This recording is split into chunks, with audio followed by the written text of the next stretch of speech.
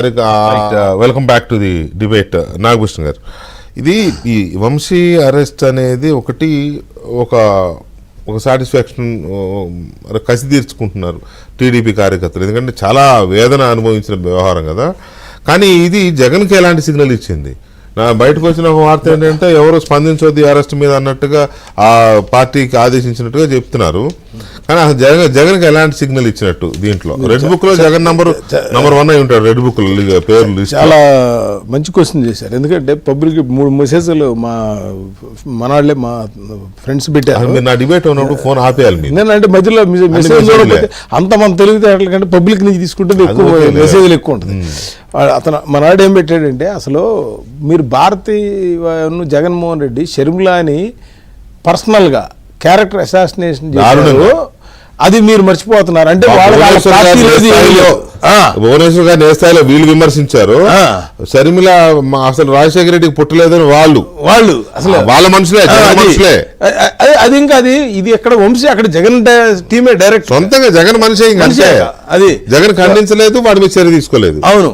So ఇక్కడ అటువంటి సొంత ఫ్యామిలీని వాళ్ళు వదలకపోతే టీడీపీ వాళ్ళు, భువనేశ్వర్ గారు, చంద్రబాబు, లోకేష్ లెక్క వాళ్ళకి.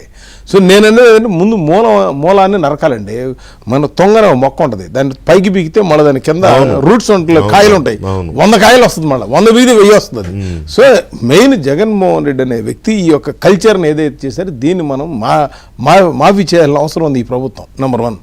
నెంబర్ 2, ఒకరోజు ఇదే వంశీ రాజేంద్ర ప్రసాద్ని తిట్టాడంటే ఎదురుగా ఏడ్చాడు డిబేట్లోనే. అంటే ఒక మనిషిని డిబేట్లో మనం మాట్లాడతాం, ఈయన డిఫరెంట్ పార్టీ వచ్చి నేను డిఫరెంట్, వ్యక్తిగతంగా పద్ధతిగా ఉండాలి, అది శృతి మించి రాగానే పడకూడదు కదా. ఆ విధమైనటువంటి దరిద్రం ఈ లాస్ట్ 5 సంవత్సరాలు చేశారండి. సరే, ఇక మనకు వచ్చేటప్పుడు ఇందాక సోదరుడు చెప్తున్నాడు కాన్వాయి ఇదంతా. అసలు ఇవాళ నాకు నవ్వు వస్తుంది. చాలామంది ఎమ్మెల్యేలు, ఇదివరకు ఎమ్మెల్యే అంటే ఇప్పుడు కూడా కొంతమంది ఉన్నారు, బుద్ధప్రసాద్ అంటాడు, ఆ సింగిల్ కార్లో పోతారు. అసలు ఈ కాన్వాయిలు బస్సులో కూడా వెళ్ళాడు. ఈ కాన్వాయిలు దీంతోనే ప్రజల్లో సగం వ్యతిరేకత వస్తుందండి. అసలు ఏది ఈ హైఫై షో అసలు ఏం అవసరం లేదు వీళ్ళకి ఏముంది, ఏం థ్రెట్ ఉందండి? ఒకప్పుడు ఏంటి నక్సలైట్లు ఉండేవారు, లేకపోతే ఇంకోటి ఉండేవారు, ఫ్యాక్షన్. ఈ కోస్తాలో ఫ్యాక్షనిజం అంత పోయింది, రాయలసీమలో కూడా లేదు వాడంతా ఎవరి కాళ్ళు మామూలుగా పీస్ఫుల్. ఇదివరకు ఎలా ఉండేది ఏంటంటే, కమ్యూనిస్టులు ఉన్నప్పుడు ఉద్యమం జరిగింది, రైతు ఉద్యమం అంటే 1000 మంది వచ్చేవాళ్ళు, కూలి ఉద్యమం అంటే 2000 మంది. ఎందుకు వచ్చేవాళ్ళు అనుకుంటున్నారు? అప్పుడు బయట కూలి 300 అయితే వీళ్ళు 100 ఇచ్చేవాళ్ళు. ఇప్పుడు 300 అంటే 1000 ఇస్తున్నారు అక్కడ కూలి, అందుకని ఎవరు రావట్లా. ఇప్పుడు మినిమం వేజెస్ అనేది లేదు కదా వాడ, అంతా మారిపోయింది. సో వీటికి మనం ఎక్కడో చోట పులి స్టాప్ పెట్టకపోతే, అన్నిటికంటే ముందు ఇందాక మన చెప్తున్నాడు జగన్మోహన్ రెడ్డి ఆ టీం ఏదైతే ఉందో, ఈ రెడ్ బుక్ అనేది చాలా అదే టీం కమిటీ అయిపోతే ఇట్లా ఎవరి డిపార్ట్మెంట్ వాళ్ళు డెవలప్మెంటే చేస్తారా, లేకపోతే వీళ్ళు చేసి పొలిటికల్ ఎదుర్కోవడం తీసుకొస్తారా, ఢిల్లీ ఫండ్స్ తీసుకొస్తారా అయింది. కానీ ఏదో అప్పుడొక పేజీ అవును.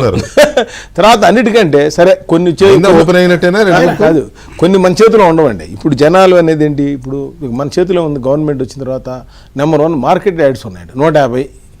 అసలు అది 1 నిమిషం కూడా పట్టదు వేయటానికి. దేవాలయాలు, కాళహస్తి, శ్రీశైలం, కాణిపాకం, దుర్గగుడి, ఇలాంటివి ఒక 100 టెంపుల్స్ ఉన్నాయి ఈ కమిటీలు. అంటే మనకి టైం ఎక్కడ కిల్ అయిపోతుందంటే, మనం వచ్చి 9 నెలలు అవుతుంది, ఇంకో 3 నెలలకు సంవత్సరం అయిపోతుంది. అట్లాగే క్యాస్ట్ కార్పొరేషన్ చైర్మన్లు, లేదా కార్పొరేషన్ చైర్మన్లు, డిసిసి బ్యాంక్ చైర్మన్లు, తర్వాత అంటే ఇవన్నీ కూడా ఒక్క 3 రోజులు కూర్చుంటే మొత్తం అయిపోద్దండి. జనాలు ఏం మాట్లాడుతున్నారు మన గురించి? మీరు రెడ్ బుక్ అమలు పరచట్లేదు, కమిటీలు వేయట్లేదు. తర్వాత మీరు డెవలప్మెంట్ అనేది రాత్రి రాదు కదా. దాన్ని మీరు అన్నట్టుగా ఒక పక్కన ఏం చేస్తున్నాడు, జగన్ బెదిరిస్తున్నాడు వచ్చే ఇన్వెస్టర్లని, రైట్? మీరు అదే అమరావతికి డబ్బులు ఇవ్వద్దని. ఇప్పుడు మధ్యలో ఏంది, వైసీపీ పేటీఎం బ్యాచ్ ఉంది చూసారా, వీళ్ళు ఎంతసేపటికి ఇక్కడ లోకేష్కి, చంద్రబాబుకి, లేకపోతే పవన్ కళ్యాణ్కి, బీజేపీకి, వీళ్ళు సోషల్ మీడియాలో వాళ్ళకి కావాల్సిన విధంగా వాళ్ళు వడ్డీ వారించిన బ్లూ మీడియాలో. నాకు అర్థం కాదండి నాగభూషణ్ గారు, ఇప్పుడు సరే 3 రాజధానుల 30 రాజధానుల కాసేపు పక్కన పెడితే, అమరావతి ప్రాంతం వాళ్ళే కదా వీళ్ళంతా, కొడాలి నాని కానీ వంశీ కానీ వీళ్ళంతా. అమరావతిని రాజధానిగా మూసేస్తాడు, చంపేస్తున్నాడు దాన్ని అనే అది కూడా ఎప్పుడు వ్యక్తం చేయలేదు. ఆవేదన కూడా అసలు లేదు. అంటే ఆ మాటకు వస్తే ఇప్పుడు ఎమ్మెల్యే నేలగడ్డ వెంకటరావు గారు కూడా ఏనాడు మాట్లాడలేదులే, అమరావతిని ఇక్కడ ఉంచాలి రాజధాని ఆ పార్టీలో ఉండి, వైసీపీలో ఉండి ఆయన కూడా ఏనాడు మాట్లాడాలి. ఇప్పుడు ఇవాళ మీకు ఎగ్జాంపుల్ చెప్తారు. ఇప్పుడు అమ్మవారి చెంత బుద్ధ వెంకన్న ఉంటాడు, ఒక ధైర్యవంతుడు. 5 సంవత్సరాలు నేను చూసేవాడిని కదా, డైరెక్ట్గా ప్రెస్ మీట్కి వచ్చి నేను అనుకునేవాడిని, ఇప్పుడు ఒక మనిషిని చంపడం ఎంతసేపు అండి, మర్డర్ చేసుకునేవాడికి 5 నిమిషాలే కదా.